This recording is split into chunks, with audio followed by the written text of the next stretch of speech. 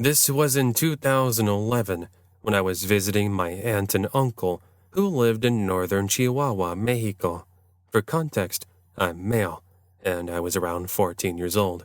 It was a Sunday, and the plan was to go to my little cousin's birthday party, as she was turning 5 years old. I was so excited, but unfortunately, I had gotten sick with a fever over the night. Try as I did, my body wasn't having any of the medicine, and I was forced to sit out the fun and the festivities. My aunt chose to stay with me while my uncle went, but me being so insisting, I was able to convince my aunt to go and to leave me all by myself. After all, they're only like a 10-minute drive from the house. She leaves, and now it was just me laying in bed, falling asleep to the sounds of static on the television. I don't remember exactly how long I was out for, but by the time I woke up, it was dark outside. Anyways, I'd gotten up to use the restroom, and while I'm in there, I just so happened to hear the noise of the front door opening. Bear in mind, the only ones who could get in would be myself and my aunt and uncle, as they had the keys. Well, me being so comfortable, I finish up, then walk out of the restroom, hoping to see both my aunt and my uncle. However, standing there in the hallway isn't my family. Instead, there are two masked intruders with pistols staring me down with a look of absolute anger. I got the chills as I began booking it to my room.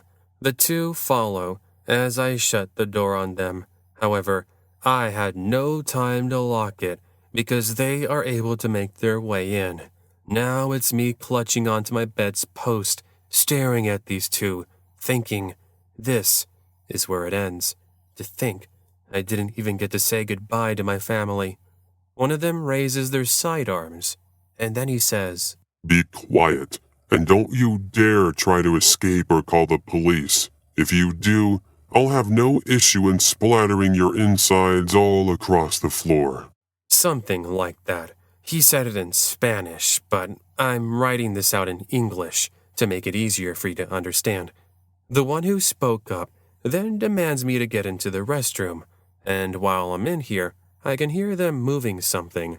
I later determined that it was the dresser that was in my room. "Stay in there and be quiet, or I'll come back."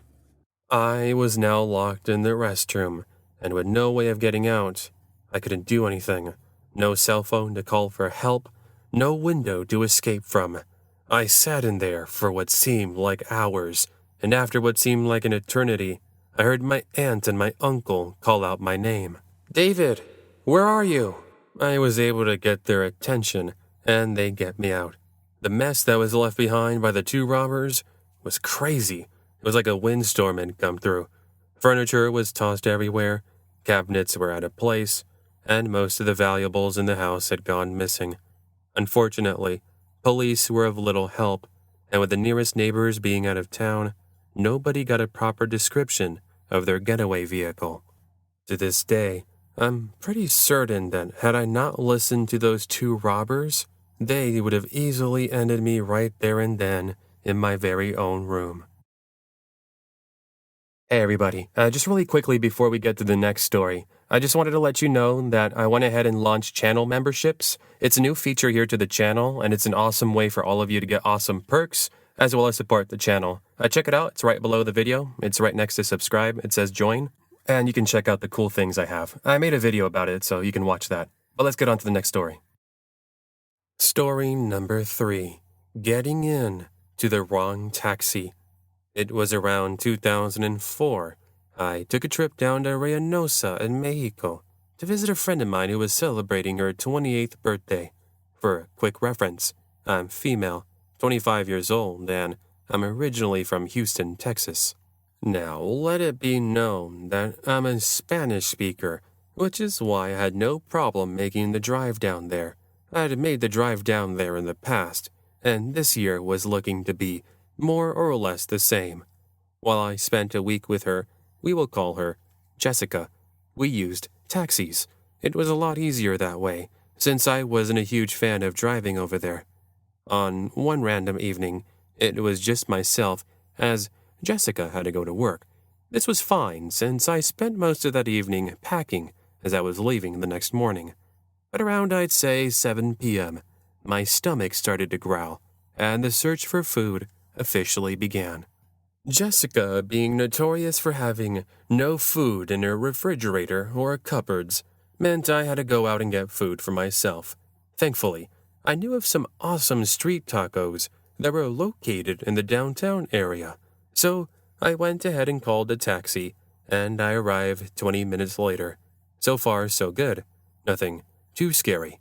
The drive back, however, was where the issue arose. Again, I reached for my phone, but I realized I was low on battery, which meant I had to act fast. Unfortunately, by the time the call connected to the taxi dispatch, the phone powered down. Well, great. I sure wasn't walking, so that meant I had to look for a taxi. Again, I'm not exactly a huge fan of them, but I had no choice. I walked a couple of blocks, and eventually, a vehicle pulls over next to me. It was a taxi driver, or so I thought. Hello, do you need a ride back somewhere? Are you a taxi driver? Of course I am. Come on, let's get you home. I get in, not realizing me being so naive was going to get me into the worst trouble of my life. I give him the address, and we began driving soon thereafter.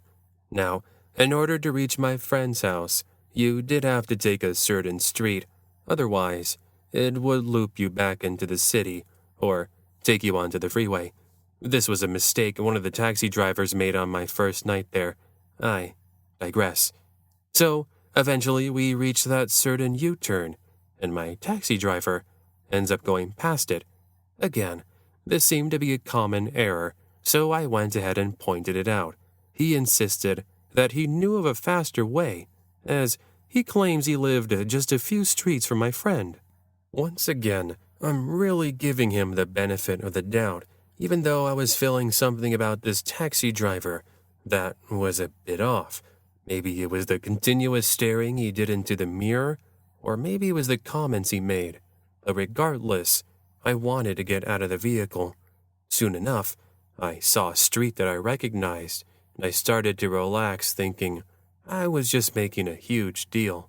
However, not only does he just drive past these streets, but he was starting to take us out of town. Excuse me, but we're way off from where I told you to go. You need to turn around.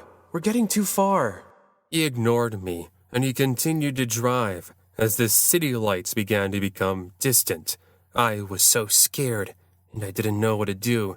I couldn't just jump out because he was going way too fast, and there was no way for me to call for help.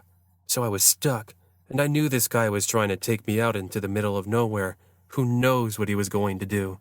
I knew now I had to act, and I do so I try to take control of the wheel. He, however, smacks me back, and he tells me that if I try that again, I would be sorry. I now get the chills, as from the glove compartment, he takes out a revolver.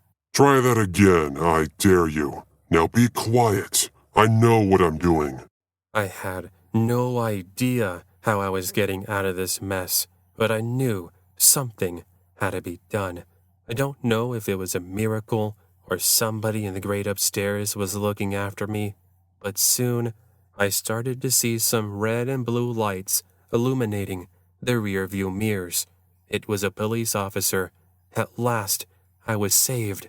Or so I thought. If you thought he was going fast, he proved me wrong, as he really put pedal to the metal. However, we only drove for another 5 minutes, because I think even the taxi driver started to realize his time was up. He slows the vehicle down, and he tells me to stay where I was. He then jumps out of the driver's seat, putting the revolver in his jacket pocket. After that, I heard him say to the officers not to come any closer, as he had somebody in the back seat. That somebody being me. It must have been a good 10 or so minutes of back and forth as other officers arrived, but eventually, the officers are able to get him to surrender, and I was finally able to get out of that mess. I was crying, shaking, but ultimately happy to be in one piece. When I eventually got back to my friend's house, I explained everything to her, and she felt really bad. Not that it was her fault. So, yeah, I don't know whatever happened to that taxi driver. I never bothered to look him up. But anyways, that's my creepy taxi driver story from Mexico. Story number 4. Get in the van. I don't really talk about this experience as much as I used to, mainly because of how terrifying it was. Still, I feel that by sharing it, maybe I can warn others of why it's always important to be aware of your surroundings, even if you live in a relatively safe community. With that said, I live in a fairly quiet college town in the Pacific Northwest, and this happened about a year ago. I remember it well, because I was having a bad day at work. I won't get into the details, but in summary, it had to do with customers thinking that they're owed everything and anything. Seriously, it's so frustrating.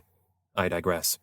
After I'd gotten off of work at around 6 p.m., I drove over to a coffee bean to grab some hot chocolate. From there, I drove to a park on the outskirts of town that I frequented quite often to work on my art projects.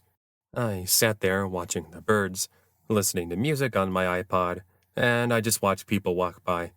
30 or so minutes in, I began to notice this man who was staring at me from a picnic table across from the lake. I would describe him as homeless, bald, with a scruffy beard, and dirty, messy clothing. He was really weird, and I got a bad vibe from him, but just as quickly as I had noticed him, I saw that he had left and thought that was the end of him. Anyways, as I continued sitting there, I felt my phone vibrate. So I picked it up, and I saw that it was my friend Samantha. I talked to her for about 10 minutes, focusing on our gossip, when I felt the bench I was sitting on move.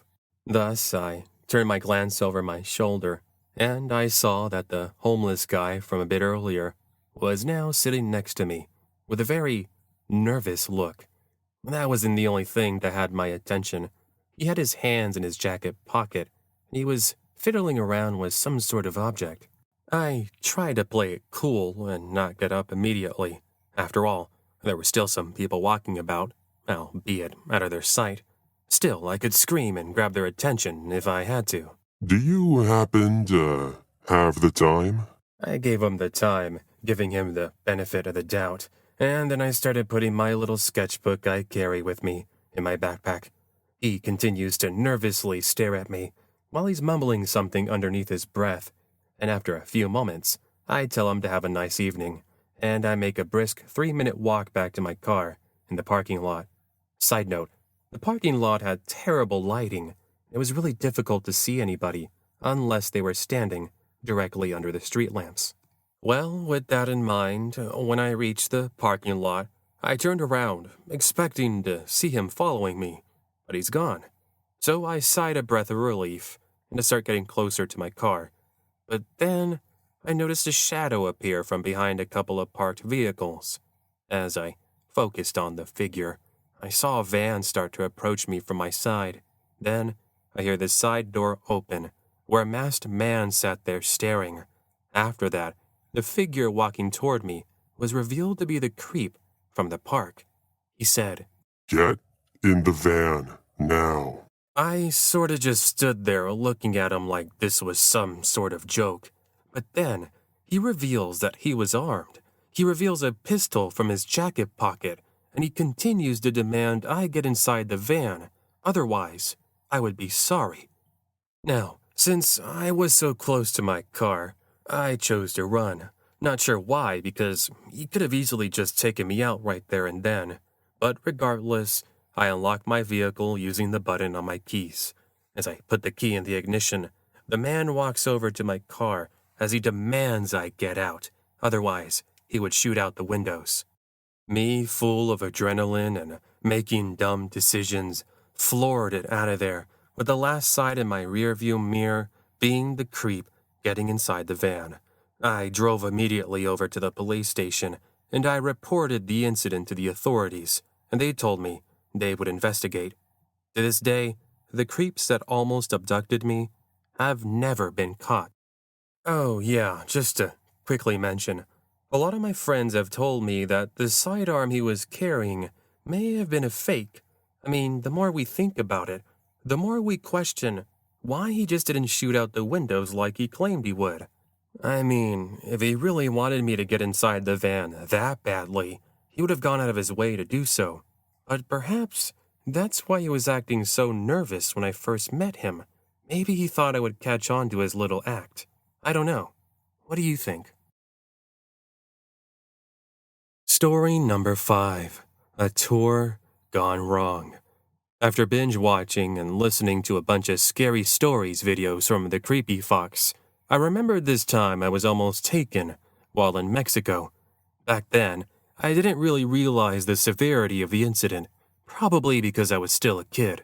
Still, even though this was like 10 years ago, it doesn't mean I haven't forgotten any of the details. At the time of the incident, I was visiting family who lived in Mazatlan with my mom. If that name sounds familiar, maybe it should, as it has a high crime rate, and it's notorious for criminal activity. But as a kid, that's not really something you take into consideration. So, I was around 14 or 15 years old, and my mom and I were on a tour, being taken around the city, seeing all the landmarks and all that good stuff. The tour was about 3 hours, and during it, we were driven around in a small bus. The tour guide driving us would drop us off at various locations, where we got history lessons from the locals. Honestly, it was pretty neat. During one of the stops, we ended up going to this shopping district, where we were given about 45 minutes to shop, grab food, and interact with everybody. Of course, I stayed next to my mom like glue. At one point, we were inside a jewelry shop, and I really had to use the restroom badly. I went up to the owner wanting to know if they had a restroom, and he said there was one out back, but you had to pay 5 pesos. That was fine. My mom gives me the pesos, and she says she'll walk me back there. I, being so confident, told her I was fine going on my own. After all, it's not that far. She agrees, but she tells me to come right back, as we would be leaving in about 5 minutes. So, to get to the restroom, you had to go through a back door in the jewelry shop. Then you go down a small alleyway. Once you turn a corner, at the very end was this really small bathroom building. So, I arrive and I do my business, and as I walk out, I see a bunch of kittens. They were really cute, and I remember they actually let me pet them. After about 20 seconds, I started to hear meowing coming from behind a dumpster. However, when I think about it today, something about the meowing seemed off. It's almost as if a person was imitating a cat's meow, a pretty good one for that matter. I, being curious, approached the dumpster the noise was coming from, and there sitting in the back corner was this really weird man. He looked deranged and like he was on something. On top of that, he had this knife that was laying just a few inches from his feet. It really spooked me, so I start to slowly back up while making sure I didn't keep my eyes off of him. Now, I'm not sure what it was, but something seemed to snap in his mind because he gets up, grabbing the knife, and he comes lunging at me, causing me to trip as I dodge him. Now, let me just quickly describe some details before I continue. I'm this 5'3", 100-pound female. This guy was easily over 6 foot, between 250 and 270 pounds. Anyways, he stumbles for a few seconds as I start to get up, and he manages to grab my arm. I remember his brute strength as he starts pulling me into an adjacent alleyway. I'm pretty much screaming, kicking, doing all I could to get away or get somebody's attention. Eventually, we reach an opening in the alley, and now we're in a more open area. Thankfully, my screams were successful because a couple of locals just so happened to hear the noise, and they come running over in curiosity. The guy lets go of me, and he throws the knife behind some trash, as he claims I was his daughter, and we were just play fighting. Now, I knew this local man wasn't buying it, and he told the creep he had to leave. Otherwise, he was going to call the police. The creep runs off into another alleyway, never to be seen or heard from again. When I was eventually reunited with my mom and the rest of the group, I was crying and shaking. We ended up calling the tour off earlier than normal, and we got in a taxi and headed back to my aunt's house. So there you have it, one of the worst experiences of my life. Story number 6. Never stop at a lonely gas station. This was earlier this year when I was on a road trip in Mexico with my older cousin, who we will call Roger. For quick background, I'm male, 15 years old, and Roger is 28 years old. Anyways, we had been driving for about 3 or 4 hours when Roger had to stop to use the restroom. We saw a sign that said there was a gas station in a couple of kilometers, and we prepared to make our stop. When we arrived, it was already dark, around 7:30 p.m. Nevertheless, Roger steps outside and he heads to the restroom, while I went inside the little convenience shop to buy some chips and a soda. I pick out a Sprite and some Cheetos, and I go to pay. So far, pretty simple. When I step outside, there's still no sign of my cousin. Thus, I head back to our pickup to wait for him. I waited there for about 5 minutes looking at my phone, when I happen to hear knocking at the window. I look up, and there's this man staring at me. He tells me that he was looking for some change for the bus, but I told him I had no change. This only seems to anger him as he begins kicking at the door, demanding I let him inside. I'm pretty much shaking at this point because there was still no sign of my cousin. I told the creep he had to leave, otherwise I would call the police. What he does next, I would never forget. He takes out a pistol and he fires a shot in the back window, causing glass to shatter. Glass then falls everywhere as I dove to cover, fearing he was about to make his way inside. However, everything went quiet as I heard his footsteps grow distant. I take a peek from the window, and he's already heading into the nearby wilderness. Finally, Roger walks out of the restroom, and I wave him down using the flashlight on my phone. I also saw the cashier from inside the store walk outside. When both of them arrive, they have a look of confusion, which soon turns into one of panic when I explained what had taken place. As we wait in the secure back room of the gas station, a couple of federal police arrive 15 minutes later. After explaining what happened, they go and look for him while we have a towing company drive us over to the nearest town. And that was pretty much it. We made the trip back to my uncle's house, albeit with quite the story to tell. Story number 7. Halloween Pranksters. Sorry if I'm a little late on this. I wanted this to be featured for a Halloween episode, but I got busy with work. Oh well, better late than never, I guess. So let me rewind back to the year 2007, Halloween night in a small Texas suburban town. It was myself and 2 other friends of mine, and we were doing some trick-or-treating. We were all around 13 and 14 years old. The night was fairly uneventful, as we went house to house collecting candies and various other treats. Before heading back home, our troublemaker selves decided we would go and do something memorable. That memorable moment was getting a bunch of eggs and toilet paper and completely trashing a random home of our choosing. Fair warning, don't do this, because you never know who might be living there and how they're going to act. Spoiler alert, the people who live there weren't too happy. Nevertheless, we go over to my friend Eric's house, and we pick out all the toilet paper and eggs we could get. We then put everything into our backpacks, get on our bicycles, and we ride about 20 minutes to the other side of town. As we chose which house to trash, we found one in particular that stood out the most. We spent the next 3 to 5 minutes laughing as we threw toilet paper everywhere and threw eggs at the window. Suddenly, we were interrupted by car headlights, followed by somebody yelling. When we turned around, there was an old-fashioned lowrider sitting idle. But then, we watched as 2 men stepped out of the vehicle. They looked like typical cholos, Large white shirts, oversized jeans, with shaved heads, and tattoos all over their arms. The men reveal pistols as my friends and I book it out of there like cheetahs after their prey. Surprisingly, the two never did follow us, and all they said was to never come around there again. Well, we did make it back home, albeit with changed minds. Part of us wants to think that maybe they just saw a bunch of kids and thought it was better not to fire. Otherwise, it would have been a lot worse. Still, we've learned our lesson never to be pranksters again. Story number 8. Bus Stop Creep. This happened around 2002. Now, before I get started, I apologize if my English isn't perfect, as it isn't my first language. For starters, I'm female, and I was around 19 years old.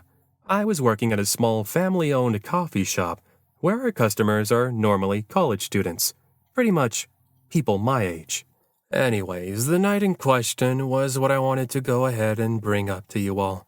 Now, at the time, I didn't have a car, so I relied heavily on the bus. The nice part was the bus stop was literally across the street from the coffee shop, so I didn't have to go too far. Nevertheless, I was closing that night, and at around 10:15, I sat down at the bus stop, looking down at my phone, waiting for the bus, which was to arrive at 10:28 p.m. I looked at some random memes as I heard cars pass by, and after a short time, I started to hear movement behind me in the shrubbery. When I turned my head around, this random guy stumbles out toward me. Now, right away, I could tell this guy was intoxicated because of the smell of beer under his breath. I cringed a bit as I reached for the pepper spray in my purse while keeping my eyes on him the entire time. Do you happen to have some change on you? He says, with a creepy look.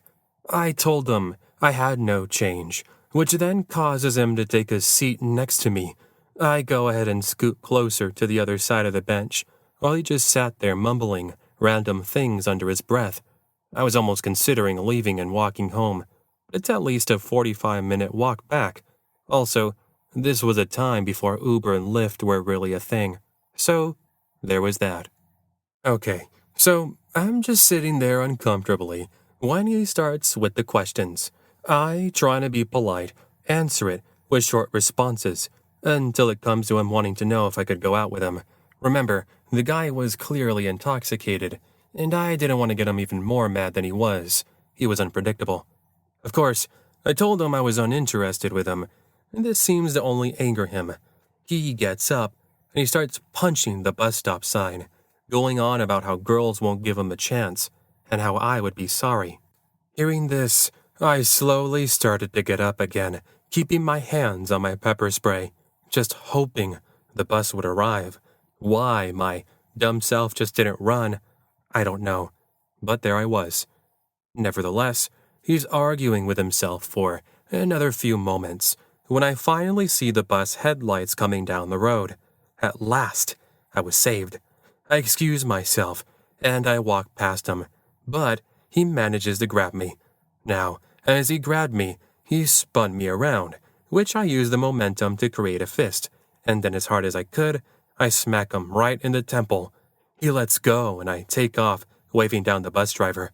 The last thing I remember was jumping in as the guy came running up to the bus with a switchblade, which I assume came from his pocket. The bus driver drives away, and when I get home, I called the police. A couple of days later, it was my day off, and my coworker called me, saying some creep was looking for me. He described him exactly like the guy who I encountered a few nights before. My coworker even told me that the creep had a large bruise on his temple. Sounded like a perfect match. After talking with my manager, I ended up getting scheduled during the mornings, and I always had somebody pick me up, whether it be a friend or a family member. I quit a few months after, and I moved to another town, and I never saw him again. Story number 9. Late night skateboarding. This actually just happened last week, so it's still fresh in my mind. My friend and I were going to meet up at this park to do some late night skateboarding. I ended up arriving around 8 p.m., and I waited for my friend for a solid 30 minutes. Figures, as she's always late. As I sat there texting her, she told me she was just 5 minutes from the park. No problem. I just sat there listening to my music. I lose track of time, but it must have been just a couple of minutes. That's when I see a faint outline of somebody, just a short distance from one of the park's street lamps. Assuming it was my friend, I called out to her. "Allie, I'm over here." I then got up and start walking over to her. "There you are. Allie, what took you so long?" Suddenly, I stopped in my tracks as I realized that this person wasn't Allie. Instead, it was a homeless man just staring at me. I apologized for having the wrong person, and I start to make my way back to the bench. However, he started to follow me back. I got a bit nervous because he started questioning me on why I was out here to begin with and how I should go back home before I got into some serious trouble. I don't know, but he reeked of beer. It might explain why he was stumbling and mumbling like he was. Well, me being the tough teenager I am, called him out on his bluff, and I even curse at him. But this is when he does something crazy. He takes out his switchblade, and then he demands I hand over any and all valuables I had on me. I book it out of there at that sight, as I heard him running after me.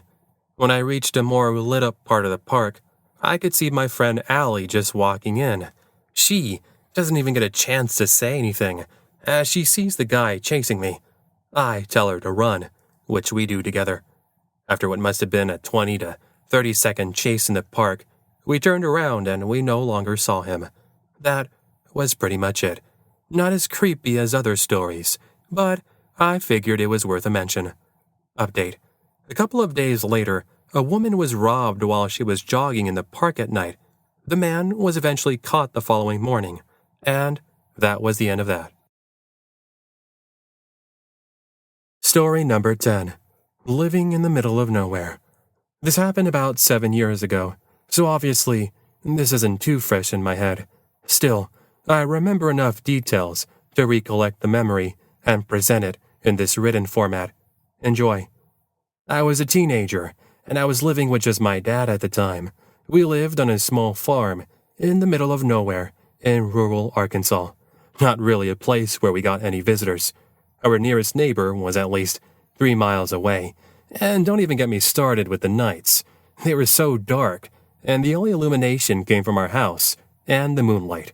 And on top of that, the fields around our property really made it feel as if you were in another planet. So it was both of us on a random evening, and it must have been around midnight. It had been raining pretty heavily, and I was awake playing video games. My dad was fast asleep, as he was usually up early in the mornings.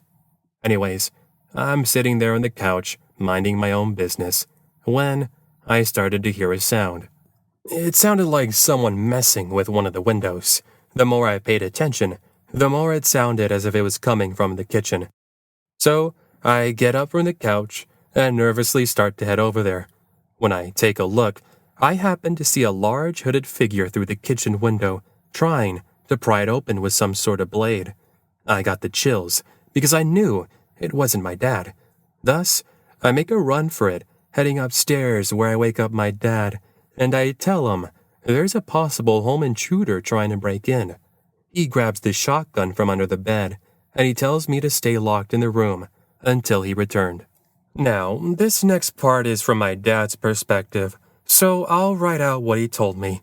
My dad ends up heading downstairs, where standing in the kitchen was a man in a ski mask with a large knife. My dad yells at him, and he tells him he has to leave, otherwise he would fire. The man claims that he was lost, and he says he thought the house was abandoned.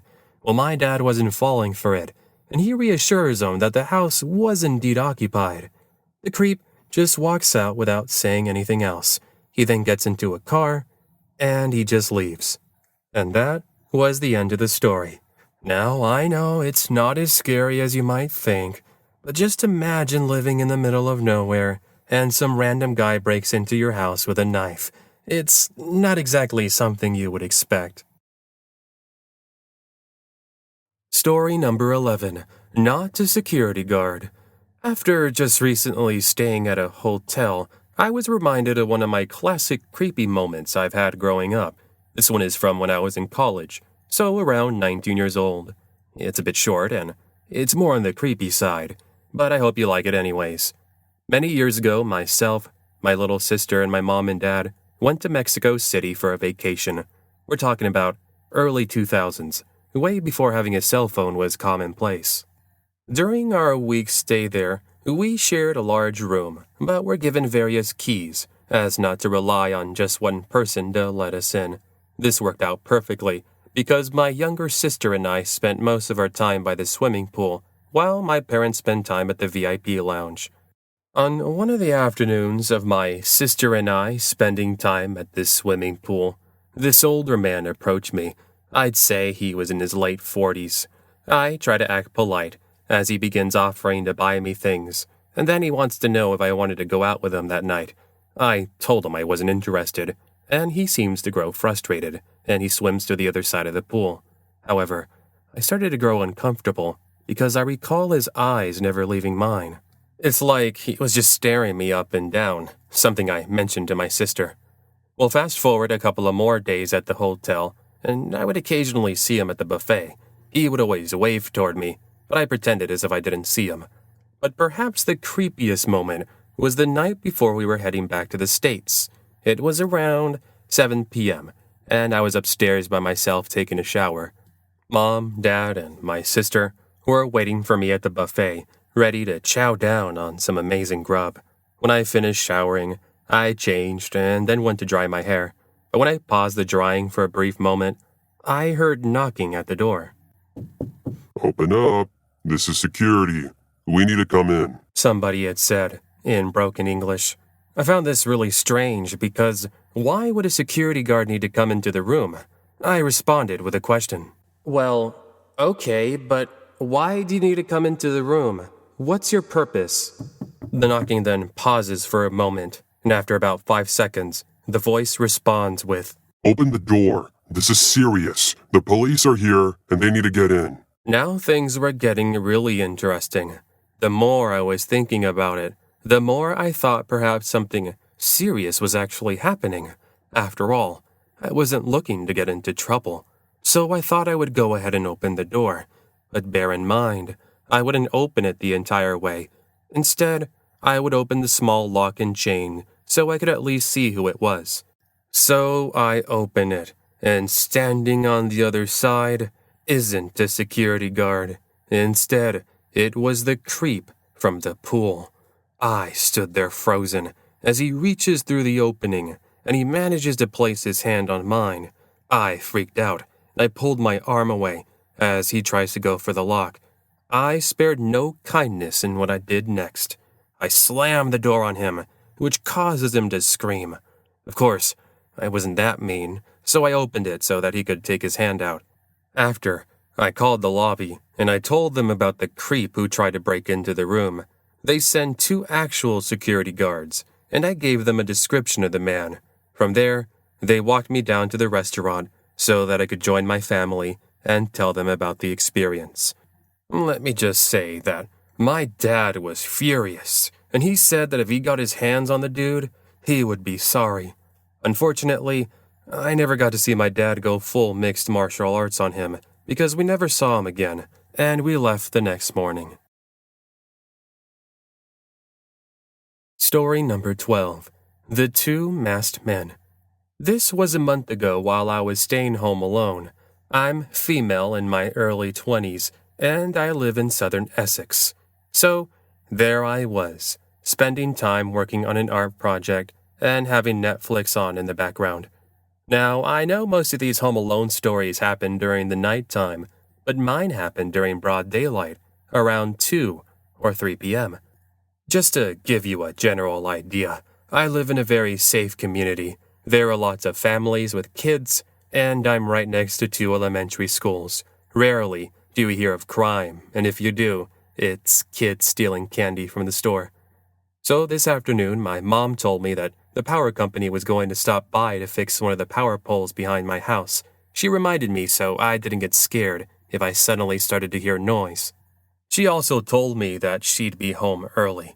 I mentioned these details because I'd fallen asleep and I woke up to knocking around 2:30 p.m. The knocking sounded like it was coming from downstairs, so I assumed it was the power company. However, Mom had told me there was no need to answer since she already explained nobody was going to be home. Thus, I ignored the knocking and I focused on watching some videos on my phone. Fast forward about 15 minutes, and I hear a door opening downstairs, followed by footsteps. I took a look at the time, and I assumed Mom had come home, just like she told me. So I get up from bed and head into the hallway to greet her. However, I don't see my mom. Instead, I see two masked men whispering amongst each other, while one was carrying our small 32-inch front living room television. I got the chills because I knew at that very moment these weren't people from the power company. In fact, from the looks of it, my house was being robbed. Thus, instead of screaming and risking them hearing me, I tiptoe my way back to the room, crawl out of the window onto the roof, then down to the front porch and call the police from the neighbor's backyard. Now, I did try knocking on their door, hoping to get their help, but they weren't home. Nonetheless, 2 officers did arrive in like 5 minutes, and they managed to catch the 2 home robbers who were in the process of leaving through the front window. You should have seen my mom. She was so scared when she arrived because she thought something serious had happened, but luckily the only bad thing was the window screen being slashed and me having a good scare. Richard the Mystery Man. This was sometime in 2013. I was in class, listening to a boring lecture about art history, when I received a text message from a number I didn't recognize. The message was something along the lines of, Hey, remember me? It's been a long time. I hope you're doing well. I looked at the area code, and I saw that it was nowhere near me. You see, I was attending school in Southern California. Well, when I looked up the number, it was from Colorado. I knew nobody from Colorado, thus I ignored the text message until I met up with a friend later that day. You'll never believe this, but some random number from Colorado texted me. Should I respond back? I tell my friend. She tells me not only to do so, but to question them on how they got my number to begin with. So I responded, and they answered almost immediately. Sorry about that. I guess I had the wrong number. I hope you don't mind me wondering, but what's your name? I just thought I'd give you a proper apology. Dumb me decides to give this stranger my first name, not really thinking too much of the situation. Okay, apologies, Samantha. Beautiful name, by the way. I hope you have a nice day. And that should have been the end of the story. But fast forward, a couple of weeks later, on Facebook, I had noticed I'd gotten a friend request from a guy named Richard.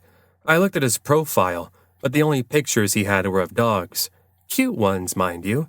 And it said he was from Colorado and that he played Candy Crush.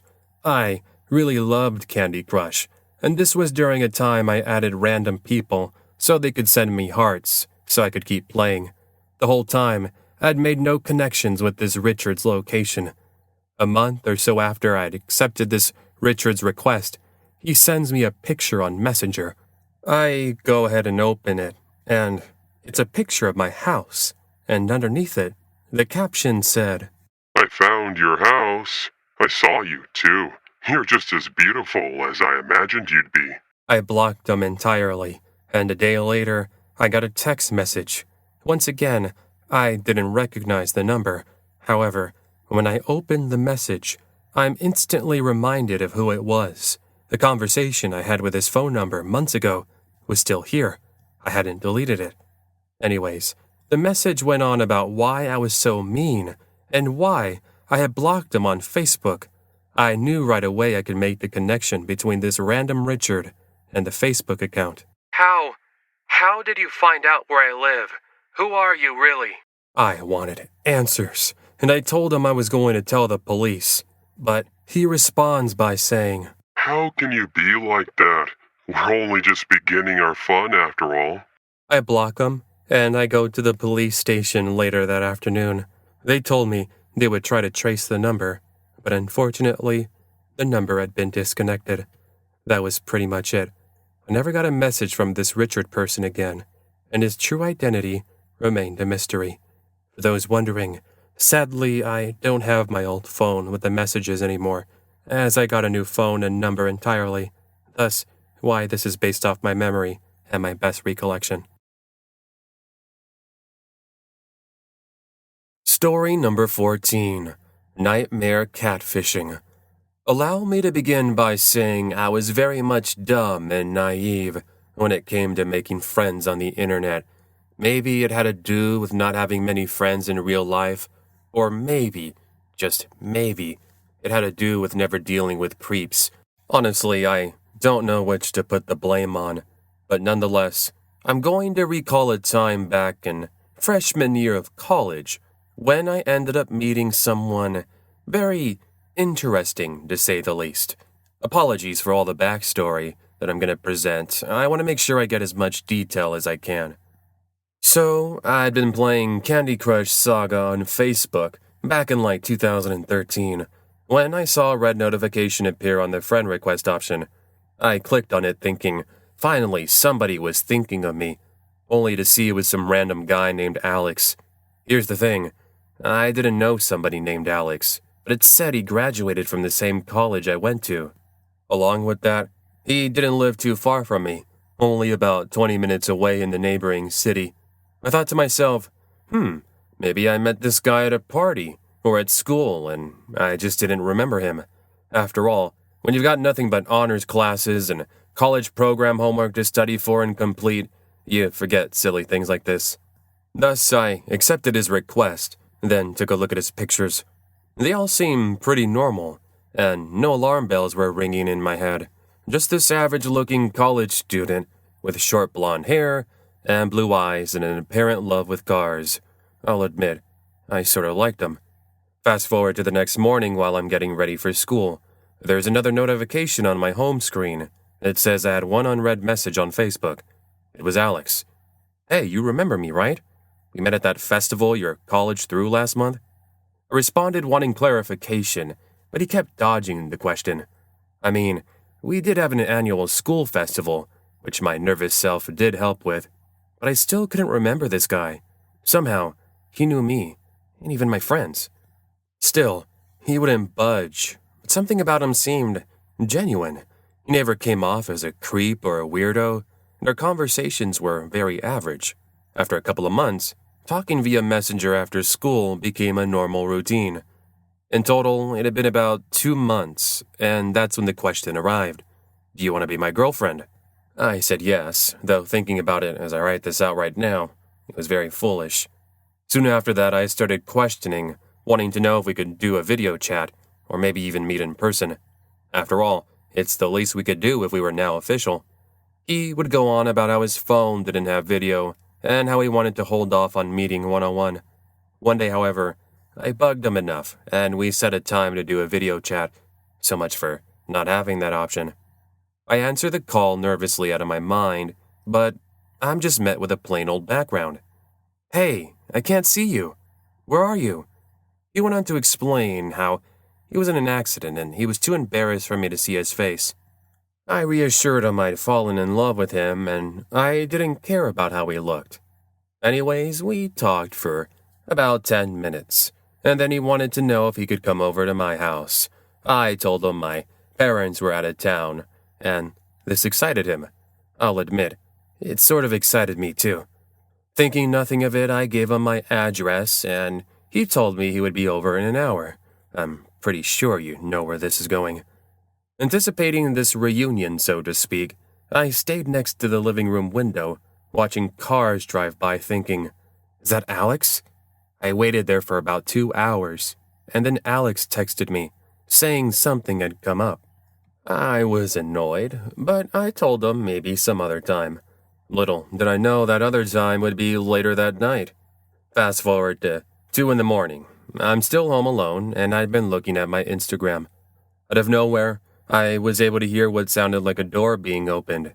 I then turned my attention to the noise, but it goes silent. Okay, perhaps it was just my cat. 10 minutes later, I start hearing footsteps come up my staircase, and now I'm really starting to get nervous.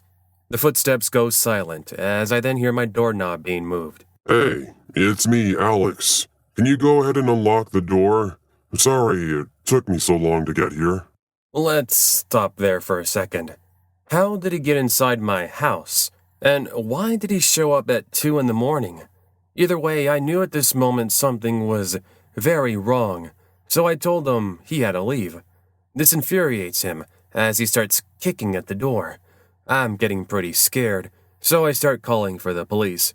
However, as I'm on the line with them, I kid you not, I hear the sound of a bullet hit the door. Come on, princess, don't make me go in there by force. This wasn't Alex. It was a maniac. I begged for police to get here, but all the dispatch lady told me was to hang in there. Meanwhile, another shot is fired. He starts kicking at the door even more. I'm not leaving without you. If I can't have you, then there's no point, He said. I considered going out the window, but I'm on the second story, and the only thing below me to break my fall is a rose bush. I had no option, as I feared he would go in there. I opened the window, land on the shrubbery, albeit spraining my ankle, and I start stumbling toward my neighbor's house. A few minutes later, police storm my home, and they find the creep hiding under my bed. After a standoff, he surrenders, and they take him in. As you probably already guessed, the pictures of this Alex weren't to the same person who broke into my home. Instead, it was this slightly overweight 30-something-year-old. To say I was affected by the creepy incident is an understatement of the century. So please, be very careful with who you talk to. I've since moved out of the country, and I'm now happily married. A quick edit that I forgot to mention in the story. I did do a reverse search of the pictures after he was arrested, and I did see that they did belong to a college student that in fact did go to my school. However, his name was Taylor, and he had no idea his photos were being used. So, I guess the question still remains, why did he go after me instead of somebody else? I guess I'll never truly know. Before we get to the last story, I just wanted to say thank you very much for watching. Just remember, if you'd like to see more, including sneak peeks and previews, then make sure to be following my Instagram, @TheCreepyFoxOfficial. Also, make sure to check out my brand new merchandise. You can either check it out underneath the video player right now, or you can find it in the link in the description below. But with that said, let's get on to the last story, because it's a pretty good one. At last, we've reached our 15th and final story, The Tunnel Dwellers. I'm pretty sure that I'm not the only one growing up who's had parents who scared you silly. They, of course, didn't do it on purpose, but it was done in a way so that I wouldn't stay out late with friends. Once I realized the boogeyman and other silly creatures were just a story, I became more confident, and my parents were a little more considerate when it came to living my high school years. Still, if there's one thing that was taught to me, it was making sure that you were careful with who you talk to, and making sure you were aware of your surroundings. With that, allow me to take you back to a few months ago, when my friend Erica and I had been walking on this little trail we frequent. By the way, I'm male and I'm on the football team. I'm only mentioning this because people don't usually mess with me. I think that's what saved me and Erica. Anyways, it's a runner's trail, where you guessed it, runners and even dog owners walk and run. We used it as a way to exercise and talk about the latest rumors at school. One part of the trail goes down a little hill, which then takes you into a little forest. It was often used by people on bicycles, and we tended to avoid it. However, one day we switched up our routine, and we wanted to go and explore it. That's what we end up doing. About 10 minutes in, We reach a little man-made tunnel that takes you out into the city. We head in, no problem, when to our surprise, we happen to hear movement, followed by a large figure. It spooked us, but it turned out to be a homeless man wanting to know if we had extra change. We told him we had none, and then we decided right there and then to just turn around and leave. We start doing this, but then another figure appears. This time, it was a woman. Should have been normal if it wasn't for the knife she had. She demanded we give all valuables we had on our person. My friend and I freaked out as both the homeless man and the woman started to approach. We did what any normal person would do. We booked it. After a minute or so chase, we no longer see them. And that was it, until a week later. There was a story in the local news of 2 people being arrested. They were the same ones we had seen on the trail. Apparently, they had been connected with a multiple series of robberies in the neighboring city that had remained unsolved for months. Super creepy, that's for sure. Wow, those were quite the stories, weren't they? I hope you enjoyed them. Now, remember how I told you in the intro I had some bonus stories? Well, I want to tell you about this kind of funny but kind of scary at the same time story that happened to me while in Mexico. Here's what happened. So, we were driving from a place called Nuevo Vallarta, and we were going back to my uncle and aunt's house in Colima. It was it's about a 6 to 7 hour drive, depending if you stop or whatnot, which we did stop. So, we stopped at a gas station. It's called Pemex. It's like one of the more popular gas stations over there in Mexico. And so, I had to use the restroom, so my uncle was driving, and I'm like, hey, I need to use the restroom. Can we stop? So we stopped at that Pemex gas station. So me, all confident, I'm like, cool. I'm going to go ahead, head inside, do my business, and be in and out really quickly. So I walked in. I asked the cashier, like, hey, where's your restroom? Oh, out in the back. Cool. So I start walking over there, and for some reason, there's a guy standing there, and he's got body armor. He's got an Uzi. I know, it was crazy. So I just kind of stood there. I was like, hi? And then I'm like, I need to use the restroom. And then he's like, give us 5 minutes. So I went to sit down, and I was just like, oh, that's kind of weird. Why is there like a guy standing there with body armor and an Uzi? So I'm like thinking about it. I'm like, is this store being robbed? It was really weird. Like, I was like, this is crazy. Like, either the cashier is oblivious or this is a common practice to have the store being robbed. So I went ahead and I went outside and I told my uncle, I'm like, dude, like this gas station's being robbed. And he's like, no, look at the van next to us. I hadn't read the van.